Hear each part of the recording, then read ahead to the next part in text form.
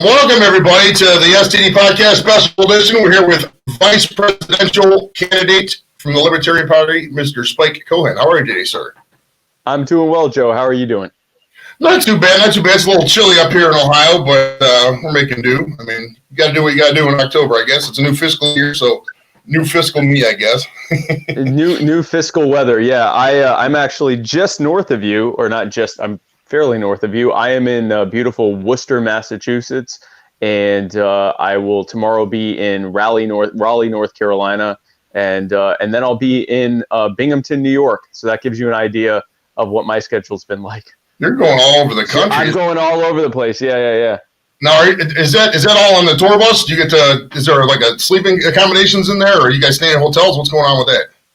No, these are called fly-ahead tours. So we have a bus that's kind of crisscrossing the country, but Joe and I kind of tag team on the bus. We'll there's not enough room for both of us to be on the bus, so one of us will be on the bus, the other one will be doing fly-ahead tours, and we're doing like hotels and that whole thing.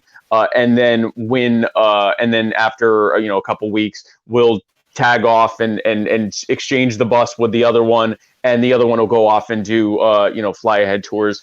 So my next leg of the bus tour starts on the 7th. I'll be in Dover, Delaware, but I'll be at like 4 other places before that. And then I'll be in Dover, Delaware, and that will go all the way down to Miami, Florida, about 8 days later. So I'll hit a bunch of places in between them. Good deal. Now I was trying to look up some information about you, get to know you a little bit. Wikipedia page is a little bare, but you're still new on the scene, so it's expected here.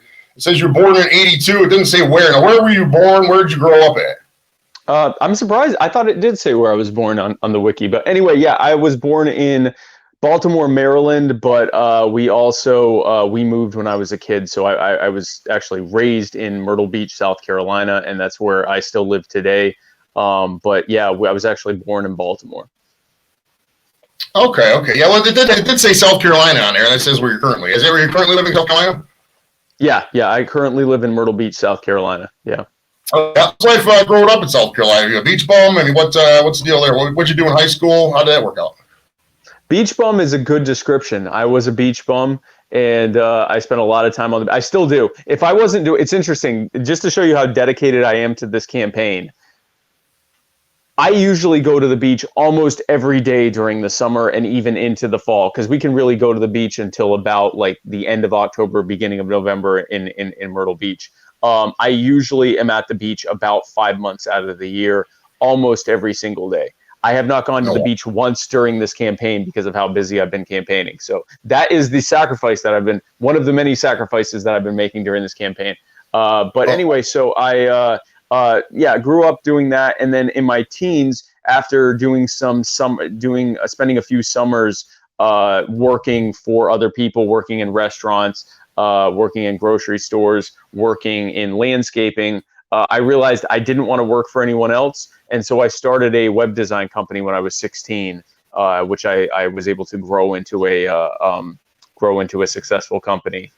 That's where I got my start. Okay. Now, in doing that company, did you forego college, or did you go to college? What happened with that? Yeah, no, I didn't do college. I skipped college. I kind of, it felt like a scam to me. Unless I didn't want to be a doctor. I didn't want to be a lawyer, and everything else except for trade schools, because I had friends who were already going to something called the academy, which was sort of a preparatory, for your, I think 11th and 12th grade, you could do this preparatory schooling that would get you ready for like technical schooling, for trade schooling. They seem to be on a fast path to doing well, but I didn't want to do any of those trades. But I saw a lot of other people that were going to college for 4 to 8 years, not to be a doctor or lawyer, but to do something else. And I thought, well, that looks like a great way to spend 4 to 8 years spending money and not working for the promise of making more money in the future. And I saw that I could do web design. I was looking for something that was disruptive, that did not require a college education, that would be something that me as a 16-year-old driving around in an 87 LeBaron could be taken seriously doing. And would allow me to not have to get too much licensing other than just a regular business license, way Right. too much additional licensing, and would allow me to work from home because I couldn't afford to, start a brick and mortar business. Web design was what that was. So I learned how to do web design. I made a lot of not really great looking, but free websites to kind of get my experience. I built up a portfolio by making free sites that eventually became cheap sites that eventually became sites at market value over time, and I grew it into a successful company. I was able to retire from that 3 years ago. Okay, good. Now, how old were you when you sold the company? Was that it said you're 38, 39 now? But you sold it when you're 35, 36? Is that what it was? Yeah, it was right. So I retired right before I was 30. Yeah, 2017. So I would have been like 34. And that was right after, shortly after I was diagnosed with MS. And more importantly, I was told that the goal of the treatment for MS was to slow the progression down to just the regular aging process. And that horrified me because I thought, wow, we're all going through this, slow, for lack of a better word, deterioration until we're not here anymore. And that really just jolted me, where I'd spent so long thinking I got to make money. And I thought, well, okay, but eventually we're not going to be here. And that all that money's not really going to matter. What's going to matter is what we did when we were here. And that just completely changed my mindset very, very quickly and led me to retire from my company, which allowed me, and I will always say, those were not years lost. It allowed me to be able to be in a situation where I can devote my life full time to my passion, which in this case is sharing the message of liberty around the country. Okay, now when you came to your wife with this idea to sell the company and retire and become a libertarian activist and get into politics, for lack of a better term, was she on board with that? Because I'm kind of thinking about myself. What was her take on it? I think you broke up a little bit. I think you asked me if my wife was okay with my decision to get out of web design. And okay, yeah. So yeah, she was supportive of it. She's been supportive of this campaign. She understood that this was not just about the activism. It was about reclaiming my life and our lives, and actually living our lives in the now, and not waiting for some later date. When I had reached whatever I guess would determine to be the amount of money that I needed to be able to do that. And so she's been she has been my rock. She is incredibly supportive. She's been a huge trooper during this campaign, because she doesn't really get involved that much in politics. And yet she has been out at so many of my events. She was on the bus tour for 2 of the 3 weeks that we were out. And people love her. She is beloved around the country. Now she's become a household name, and she's been a real trooper with this whole thing, and incredibly supportive. That's awesome. That's real nice to hear. It's good. Like a good relationship story. Life on the road can't be too easy, strenuous when you're not seeing it all the time. I was in the service. I know how that stuff goes. Now this guy Vermin Supreme, he's kind of funny. Now is it true that he was second in nomination to be the nominee this year? Is it true what? Is it true that he was second in the nomination process for this board for the Libertarian Party? I think you're asking about the time that I was running during the nomination contest with Vermin. Yes, I'm asking how close did he actually become to becoming the nominee for the Libertarians this time around? So he almost tied for second. He made it to the final round of voting. But the delegates decided they wanted to go in another direction. And the delegates, the Libertarian Party, by and large, overwhelmingly loves Vermin, and we're very appreciative of everything he's doing, using satire to bring people into the message of liberty. There are a lot of people out there, they don't want to hear from someone like me. They don't want to hear someone talk about the issues because we just sound like another politician. And even if we're saying something completely different, just the aesthetic and the manner of speaking, they hear it and they go, oh no, it's another politician. You're all a bunch of liars. This country is falling apart. The political discourse in this country, they just we just saw with the debate. People watch that and go, no, I don't want to hear a single thing from a politician after watching that. But someone like Vermin can come in with the boot on his head and promises of free ponies and making fun of the system instead of the system making fun of them. and they connect with it, and it brings them into the movement. They're able to find out more about libertarianism. So we're very grateful for everything Berman is doing to bring people to the Libertarian Party and the Libertarian movement. And Joe and I have we are running to end that joke, to end the American people being treated as the punchline to a cynical joke, so that people can feel like they are being served by their government, that they are being treated fairly by their government, that they do have a viable path to try to succeed in life without people in authority trying to impose themselves on them.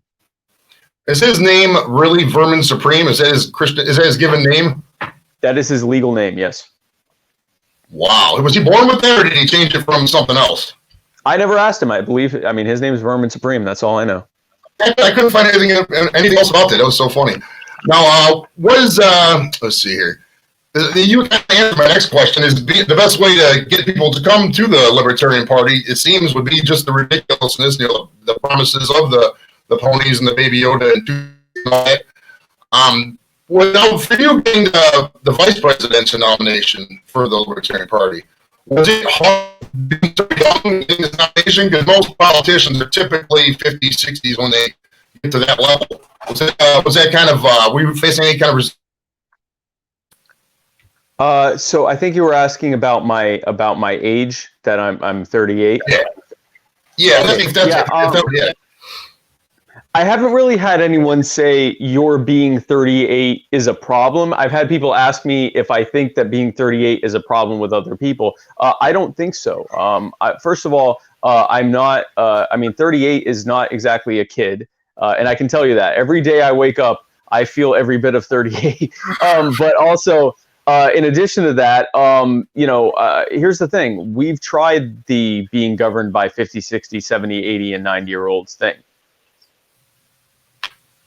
Mixed results at best, and in some cases, very bad results. I am someone who has a situation where I've had quite a bit of life experience. I've run a business for the better part of 20 years. I have been involved in, actually still over 20 years, because I'm still running a business now with Muddy Waters. I am a business owner and have been for over half of my life. I have the leadership and communications and marketing skills and abilities that I've learned and developed during that time. I have demonstrated the ability to reach Americans across the political spectrum of every single walk of life, of every race, creed, color, religion, and everything else, economic position, with the liberty message. And here's what I don't have experience in.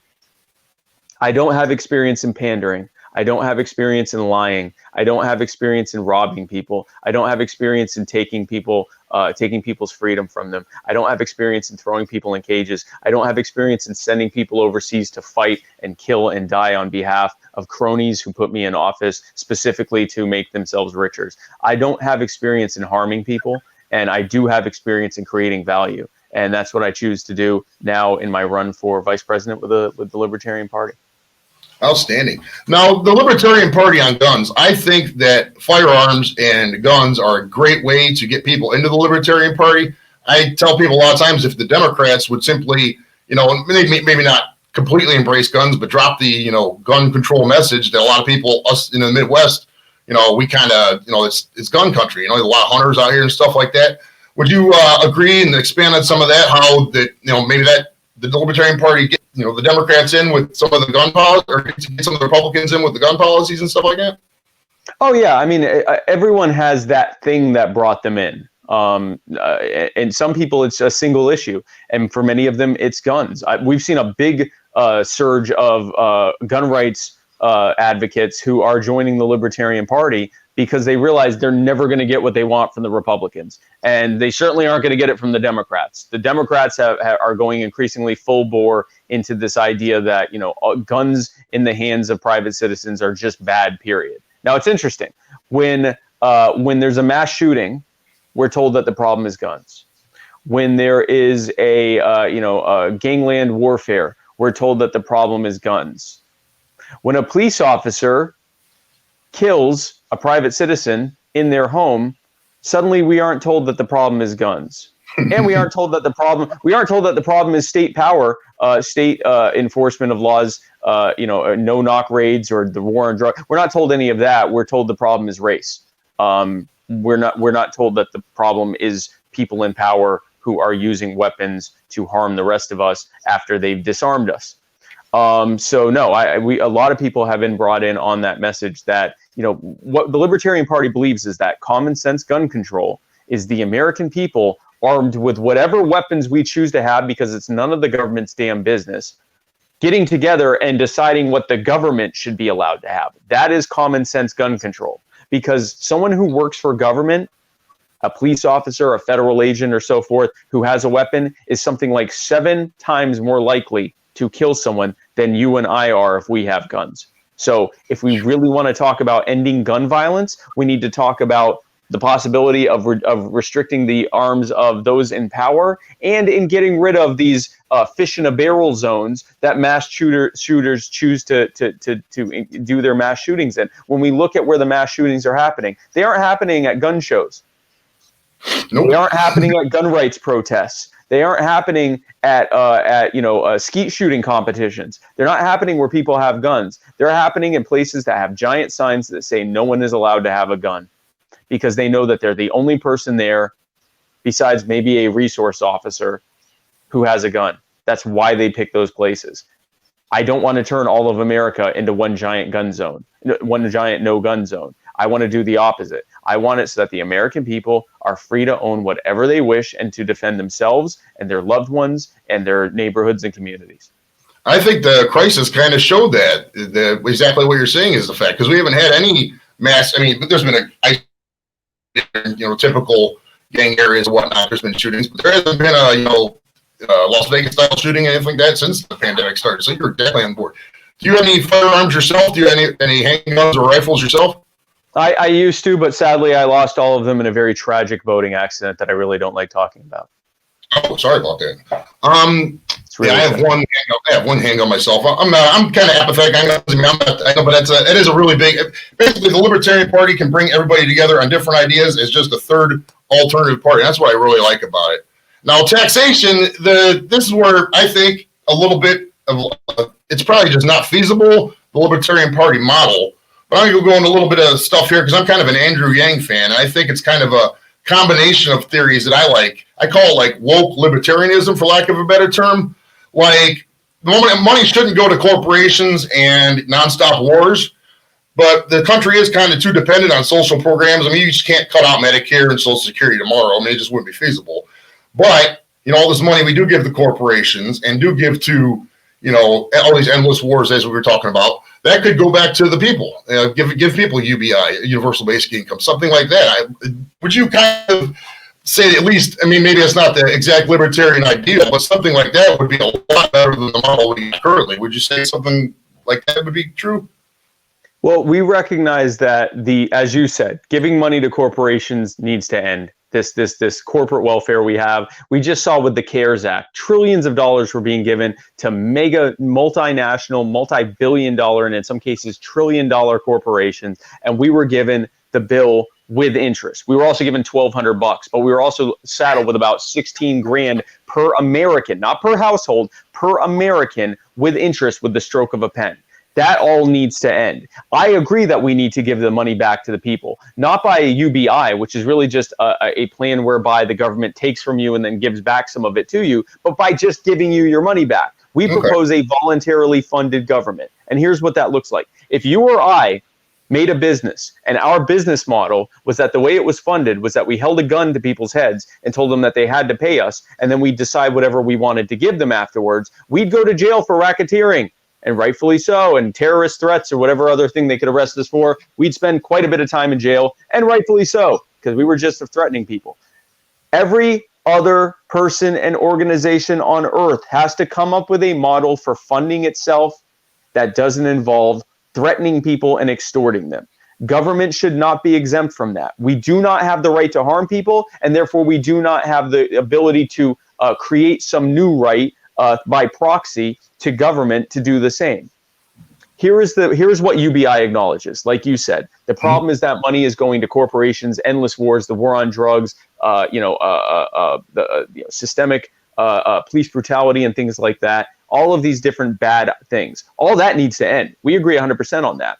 The issue with UBI, and by the way, we don't propose ending social safety nets or anything like that, at least not initially. What we propose isn't getting rid of social safety nets. We propose putting the ladders back by deregulating and getting rid of licensing and zoning and all the things that are driving up the cost of doing business, so that more and more Americans can't own businesses and can't find work because their labor is unaffordable now because of those regulations. So we propose putting the ladders back so Americans can climb out of poverty and into prosperity. But going back to the issue with UBI, short term, it could be a more streamlined way of providing a social safety net, because instead of having a system that's where you have to means test it and people have to go through all of this to prove that they are, that they actually need the money that was stolen from them, instead they're just given to them. So they are robbed, but then they get some of it back. Here's the problem with UBI long term. When you create a situation where the biggest role of government is to give a check to every single person who is alive, you incentivize politicians to trip over themselves in offering the most money. Everything will boil down to that. It will no longer be about healthcare. It will no longer be about jobs. It will no longer be about the pandemic or anything else. It will be about how much money is this person going to give me every month. So I'll go, I'm Spike Cohen, and I love all of you so much. I'm going to give you $2,500. And you go, well, I'm Joe, and I'm running for office, and I love you even more than that schmuck does. I'm going to give you $3,500. And then some other guy shows up and goes, these two people hate you. I'll give you $5,000. Here's the problem with that. As more and more Americans are being handed more and more money, that money will become more and more worthless, because the Federal Reserve will just be printing out endless reams of money, even more so than they are now, which will inflate the monetary supply, lead to an increase, a decrease in the value of that money, and an increase in the cost of living. And as that continues, there will be a snowball effect, so that now people are saying, well, my $5,000 a month isn't even going anywhere. I need $10,000 a month. Wait a second, my $10,000 a month isn't going anywhere anymore. I need $30,000 a month. And it can happen very quickly. We have seen how bad monetary policy has been a disaster here, where the 98 cents on the dollar has been lost in value in the 107 years that the Federal Reserve has been created. Imagine if your money was worth 50 times more than it is right now. That's how much you've been robbed by this system. Wow. It can get much, much worse. We've seen in places like the Weimar Republic in Germany and Zimbabwe and Venezuela, where the money became worth less than toilet paper. It became absolutely worthless. I remember the Zimbabwe one, because you could buy the $100 trillion Zimbabwe dollars on eBay. It was worth nothing. You just keep adding zeros. It's worth nothing. The monetary system becomes faithless. People who recognize where value is understand that the money is ultimately just worthless. And what happens now, they have to go to some other country's monetary standard. And if that happens, UBI ends, because we're no longer using our own central bank currency. We're using some other country. So there is no more UBI. What we propose is a completely different way of looking at money. The government being in charge of controlling your currency is why it is losing value. It is why the cost of everything is going up, because they have a vested interest in inflating the monetary supply so that they can be handed money that you have to pay back with interest. And so that the value of that money goes down, so that the value of their debts goes down. You get stuck with the bill, not just the actual bill of paying back that debt, but the fact that your money just keeps losing value every single year. The cost of living goes up and up and up and up, largely because the value of your money is going down and down and down and down. The answer to that is to take the government out of it. Give the power of the issuance of currency to the free market, because now, instead of having a single monopoly who is in control of your currency, now you can choose whose currency you want to use. And they'll have a vested interest in providing the most value to you, because if they don't do it, someone else will. One of their competitors will get it. Now imagine your money gaining value over time. Imagine the cost of living going down over time, not because of deflation, because the economy is going down, but because your money's worth more. Because if you don't get more value from this company, you can go to this company. Or if their value isn't going up as much as this company, you can go to this company. Or you can keep some of your currencies with different providers and kind of hedge your bets on who's gaining the most value. Imagine the power being put back in your hands and your money getting back some of that value that's been taken from it by government for the past 100+ years. Oh, yeah. And well, you can see that too right now in Medicare and government-run healthcare. They just charge whatever, and it just keeps going up and up and up. And next thing you know, $500 for a Tylenol pill. Now, I think the biggest reason people like coming to the Libertarian Party is marijuana and just ending the war on drugs. I'm a big marijuana fan myself. I mean, if you smoke or not, it's up to you, that's personal. But, I mean, that's anytime you mention the Republican Party, you know, if they and for me, nothing short of full federal legalization and pardons for everybody convicted of a marijuana crime in the past is acceptable. It's states' rights be damned on this one. It needs to be fully legal, just like coffee is to everybody. Because for one, if everybody's, you know, if marijuana is legal for the service and if every police officer, you know, was able to smoke marijuana at the end of the day, they're going to go out and shoot people every day. That's my personal opinion. You know what I mean? Well, would you say that I think personally marijuana is the number one by a long shot bringing people into the Libertarian Party? I mean, it really is. I agree. And I mean, we just saw, Joe, the Democratic Party created their 2020 platform. They voted, the Democratic delegates voted by a 2-to-1 margin to keep marijuana illegal. And the Republican Party, and the Republican Party, as we know, has been pushing, continued criminalization of marijuana.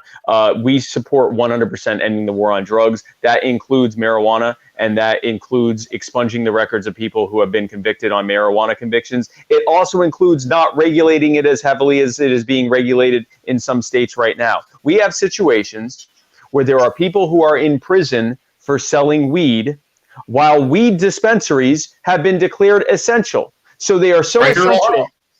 Mm-hmm. They are so essential that they can remain open during a pandemic, which I am all for. And yet there are people who sold it, but they didn't have the license. They didn't collect the taxes, so they go to jail. Eric Garner was killed for selling loose cigarettes while not collecting taxes. I don't want to expand that. I want to make it so that you can sell cannabis, you can grow cannabis for your own personal consumption or for sales, and we regulate it the same way that we regulate, like my friend Larry Sharp says, regulate it the same way we regulate onions. Whatever level of regulation is on onions, we'll put that on cannabis. I don't even know what the regulation level is on onions. Just put that. Whatever it is, just have that. And that should be more than sufficient for people to be able to grow their own cannabis, to be able to sell cannabis, to be able to consume cannabis for whatever purpose they have, medicinal purposes, recreational purposes. Cannabis is largely non-addicting, and no one has ever died from it. No one. Let me say that again. No one has ever died from it. In the history, 0 people, exactly 0.0 people have died smoking cannabis, ever. Now, long-term smoking isn't good for you or whatever, but that's of anything. You could smoke anything and it's not good for you. But right. But you can vape, you can do edibles, you can smoke. It's your body. You can do whatever you want. It's far less dangerous than, alcohol. I'm a former alcoholic myself, and I can personally attest to that. I believe, without cannabis, I wouldn't either be here today or been able to quit drinking. I know that's a controversial opinion with a lot of the, addiction recovery people. I think that if we do legalize a lot of the drugs, the marijuana can seriously help with the opioid crisis, because you got people, I know people personally been in treatment 10, 15, 20 times. It's a revolving door. There's no, absolutely. It's ridiculous. I've talked to people who were addicted to opioids. They started smoking cannabis, some of them illegally. Some of them did it legally. Some of them did it illegally. Every single one of them that I spoke to about this were able to get off of opioids and then eventually able to scale down their cannabis usage once they went through the withdrawal from the opioids. They were able to get off of opioids. These are people that more than likely would have ended up addicted to heroin or just addicted to opioids and possibly die of an overdose. And instead, they're able to get the care that they need, because most people that are on opioids are on it for actual pain issues. They're actually on it for chronic pain. So in addition to getting off of, dealing with the withdrawal effects from the opioids, they're dealing with the pain that they had that got them on the opioids in the first place. Cannabis has been incredibly powerful in treating the pain of not everyone, but many of the people who deal with chronic pain issues, deal with neurological pain issues and things like that. Anxiety issues too, mental health. It helps a lot with mental health, just the general malaise, not caring. I love it. Now, before we go and get you out of here, I know time's tight. This is a random theoretical question. Say the Libertarian Party did exist and you and Jo Jorgensen were not running. Out of all the candidates that are running now, what would you do in terms of your vote? I would create a party called the Libertarian Party, and then I would run for vice president with Jo Jorgensen. I don't, if you look at who is running, and with great respect to the other third parties running, they don't represent my values. I would much rather prefer, the Green Party or even some of these, some of these other parties being in power over the Republicans and Democrats, but they don't represent me. I would not. They don't represent my beliefs. They don't represent my values. I know that wasn't the answer you wanted, but I honestly can't. I can't. Yeah, I cannot in good faith endorse any of these other parties in that way, because they don't represent me. If they did, I'd be in that party. I'm glad that there are other third parties and independents out there, the transhumanists, the Green Party, the Constitution Party, American Socialist Party, whoever, that are actually putting forward their ideals and that are, encouraging Americans to recognize that they have other choices but the Republicrats. I certainly wouldn't be voting Republican. But in terms of my own personal thing, I would be working to create something similar to what we have with the Libertarian Party. Well, that's the same way I am. I think that's probably why I was a Yang guy, and stuff like that. But I mean, the progressive wing of the Democrat Party was pretty much shut out of everything. They didn't really represent any of the values that people wanted. And the marijuana thing, to where they, like you just said, they voted for decriminalization and not full legalization. I think that's why you just have to vote Libertarian. I mean, people say it's a throwaway vote, whatever. I mean, most of your votes, insignificant. Throwing your vote away or wasting your vote is voting for the people in the parties that created this mess. The Democratic Party has chosen as their bannerman one of the architects of the militarized police state that we are facing right now, with his running mate, one of its most brutal enforcers. And of course, I don't have to tell you who the Republicans have put in office, one of the most corrupt cronies ever to exist in human history, and Mike Pence, who... Right, Mike Pence. You would annihilate those two in a debate next week up in Utah. Oh, of course. And which is why they don't have me in it. It's why they didn't have Joe in the debate 2 nights ago, because they know that if we were on that debate stage between those clowns, the American people would realize immediately that there's only one viable option up there, and that's the Libertarian Party. Amen. Well, thanks for joining us, Mr. Cohen. I appreciate you taking your time out of your day. What's the website? Jo.org, Jo20.com? Jo20.com, Jo20.com, and also check me and Joe out on Facebook, Instagram, YouTube, Twitter. I'm on TikTok for the kids. We have a Discord server. Check us out anywhere. If you look for Jo Jorgensen or Spike Cohen, you'll find us anywhere on social media, including on YouTube. Check out my YouTube channel. If you were ever wondering what do libertarians think about anything, there's more than likely a video that I made about it on my YouTube channel. And our website, again, is Jo20.org, .com, Jo20.com. And Joe, thank you so much for your time. Oh, perfect. And subscribe to my channel too as well. And we'll appreciate your time. And we'll have good luck on the campaign trail, my friend. Thank you, man. I appreciate it.